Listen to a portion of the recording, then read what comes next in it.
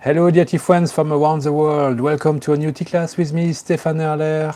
I'm doing these tea classes to help you better understand tea and be in good health. This is a monthly tea class I'm making about your health and food. Tea pairing is my subject, and because we just had Halloween, as you can see, I'm still in Halloween mood with lots of orange food, orange colors, and we are going to find out what is a good tea to pair with this pumpkin and also with this pumpkin and this sweet potato. All three are very orange food.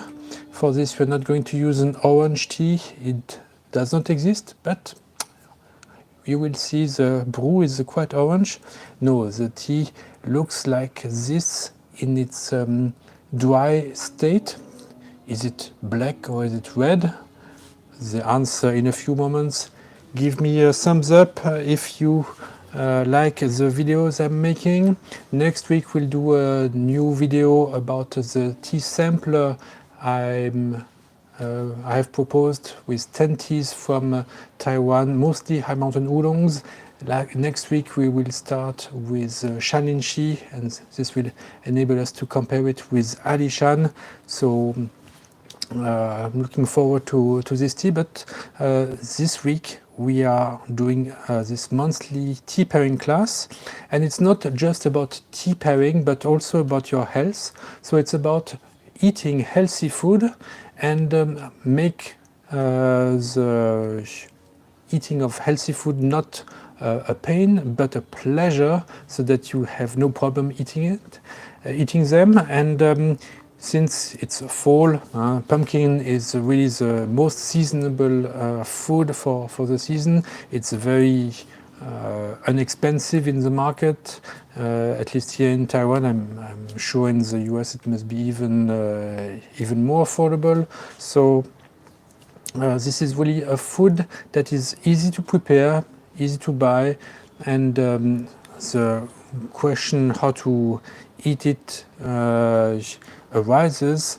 I have a couple of recipes I would like to share with you. So the simplest way is to steam the pumpkin or the sweet potato, and this will give us this, and then we just, for the sweet potato, we take away the skin and we can eat it. With these two pumpkins we can eat it with the skin.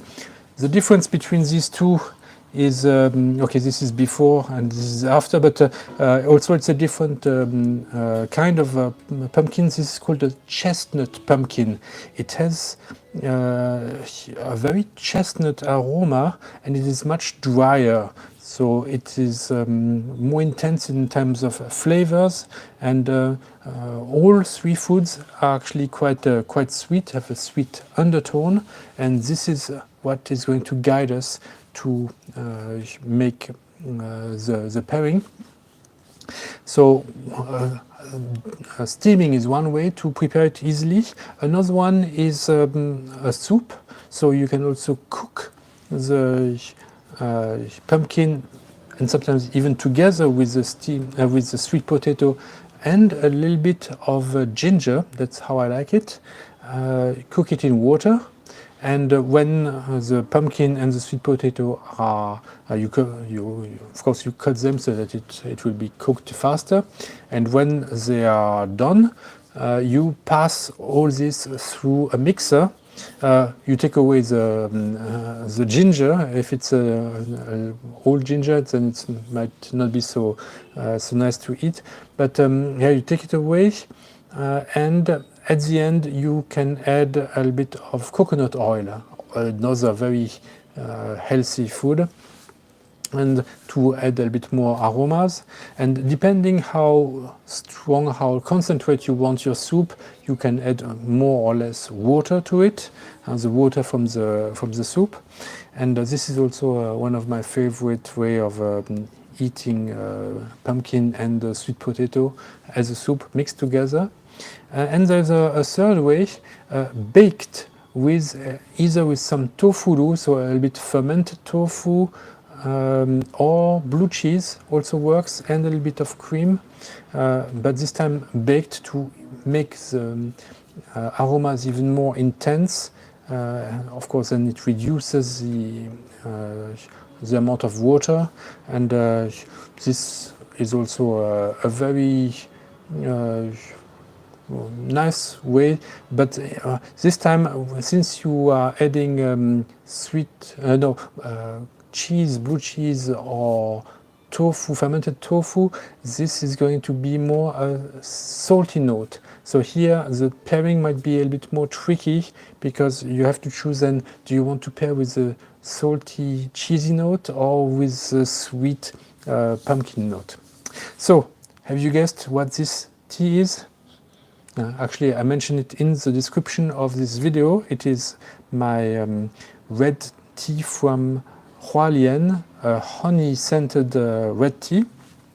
We are going to brew it in a white porcelain gaiwan. It's one of the best way to brew red tea anyway. And the idea is the sweetness of the red tea is going to be a very good complement to the pumpkin. I've tried all my red teas, even I also tried my Oriental Beauties and Concubines before this class to see which one is the best pairing. So not all red teas are going to work well.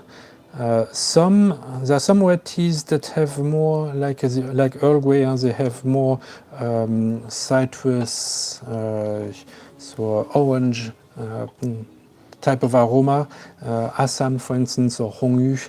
These are not not enough on the sweet side, and therefore not suitable for pumpkin or sweet potato.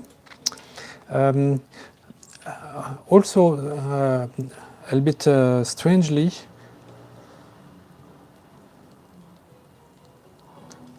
very high-grade Oriental Beauties are too intense in terms of scents. The aromas are just wow. And when you pair it with the pumpkin, the fine aromas disappear. So actually, it makes a little bit more sense to go with a little bit a lower grade Oriental Beauty if this is what you want. But I found that actually the Concubine from Hsinchu is a better pairing than the Oriental Beauty from Hsinchu. The roast aromas are also helping to add more structure, more length to the taste. So this is also quite good. I'm already eyeing on your comments. Thank you very much for adding your comments to the feed of this video. So I will demonstrate how to pair the food. So we are using the plain pumpkin and sweet potato here. So first we take a sip of the food, and then we will add the tea and see how well it complements, how well it goes together. Tea is almost ready. So this one I'm going to make some other day. This was for to show the theme of today's class. By the way, I thank all of you who have wished me well after the typhoon that happened on Thursday. It happened on Halloween. It was quite scary, but we survived. So thank you very much for your thoughts and prayers. We saw that lots of trees have been uprooted in the parks or along the roads. Really did the most damage that I've ever seen since I'm in Taiwan, and that's already 28 years. The second most damage actually happened just when I arrived, a couple of months after I arrived. It was Typhoon Herb in 1996. But this one, in terms of uprooted trees, was even more powerful. The winds were really record winds, amazing. So here you can see a beautiful orange pumpkin-like pumpkin-like color. Does it not look so nice together?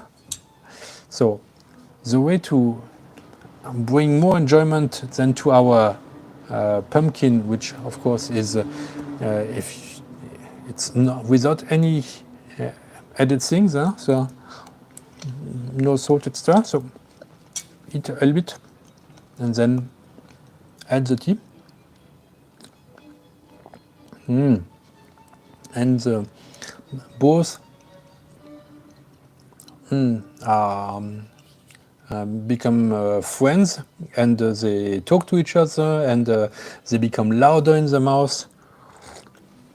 They say, "Wow, it's you, great!" It really they're answering each other. Let's see how it goes with the sweet potato now. Sweet potato, of course, is a bit sweeter than the pumpkin. Here, it also emphasizes the roast aromas in the tea and the sweetness. Cannot get enough. And it also already has some chestnut aromas. Now we will get even more chestnut aromas from the chestnut pumpkin, which is a bit harder, actually much harder than the other pumpkin or than the sweet potato. So this one is a bit dry, so it really makes sense to have some tea to make it smoother, the texture.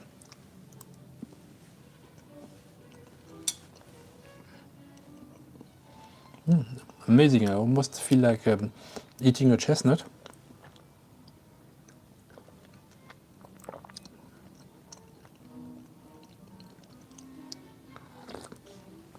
And now the tea makes a very pure note and emphasizes some aromas of the chestnut pumpkin that are really very fine, very refined. So all of a sudden, with this very affordable tea, which is now on sale, minus 20% for the end of the year promotion, since we are marking 20 years of blogging. I thought, and the people liked my 20% discount in June that marked these 20 years. I thought, okay, we are still in the 20th year of blogging, so let's do 20% promotion on 20 teas until the end of the year. And this one really hits the mark with pumpkin and with sweet potato. You are first enjoying a very simple food, simply steamed, but when you add the tea, it becomes like a 5-star hotel experience. It becomes like a dance between between a food and a drink. And this is not a drink that is going to make you drunk. So usually we do pairing of food with wine. This is a very fine pairing of food, but with tea. And I think it's really going very, very well.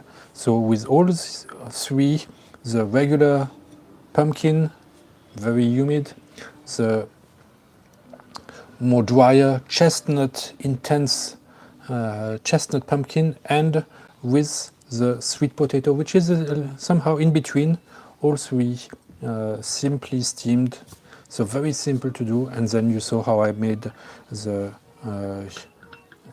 red tea. I did not even use too much. It does not have to be too intense. This way of preparing the food keeps the aromas quite subdued, quite low, so these aromas are not so strong that you need a too powerful tea, since red tea is already fully oxidized, so it has lots of aroma naturally.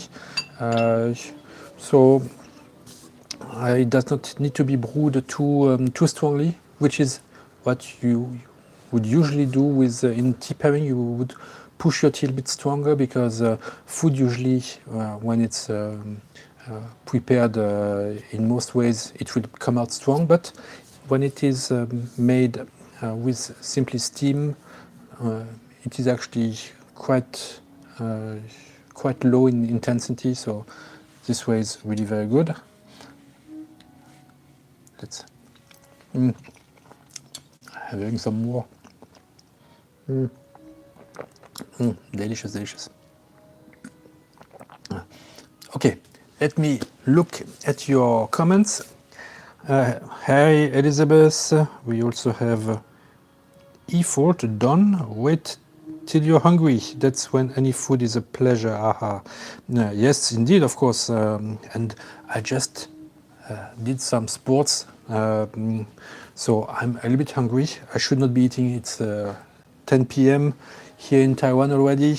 But after my exercise, I have a little bit hunger, so I can eat it with some pleasure.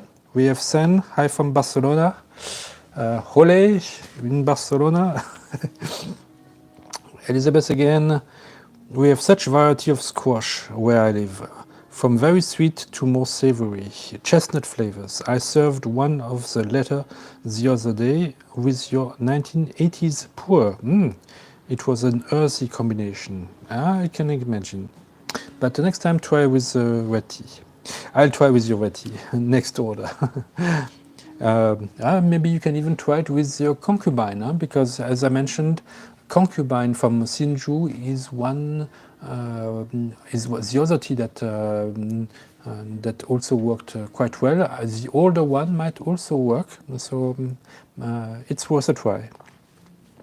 And yeah, but yeah, as I was saying, the Imperial Oriental Beauty is too good to match this. It's too fragrant, and here it does not match. Actually, a less fragrant red tea works best, but not those that are in the Assam, Hongyu, Earl Grey kind of aromas. These more orange aromas, they don't work well with these squash pumpkin aromas. It would be interesting to find a tea for deep purple sweet potato. So I don't know if this is deep purple. It was a little bit purple when before I steamed it. Maybe it qualifies, but inside it is quite orange, almost like the pumpkin. Concubine would be good to try, yeah? Oops. And what else? The flesh is dark purple. Aha, okay. So this is not this one. Any advice for lentils, curry and tea? Oh, asks Efort. Now for lentils, I don't eat lentils very often, but for curry is a very spicy, very fragrant kind of spice with it goes in all kind of directions, and it also has usually a sweet note, curry. So, but for the intensity, I would not advise red tea, rather the Oriental Beauty. Here definitely, but not the Imperial. Just the traditional Oriental Beauty can work very well, or concubine. Of course, what meat you use with your curry, or are you only using vegetables, might also influence a bit what you are, how strong you prepare. But I would go with my Oriental Beauty for curry. Okay.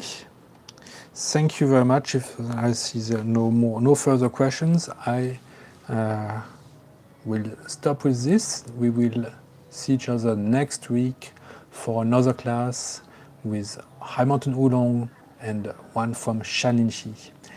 I wish you a wonderful Sunday. lots of pumpkins, and with this red tea.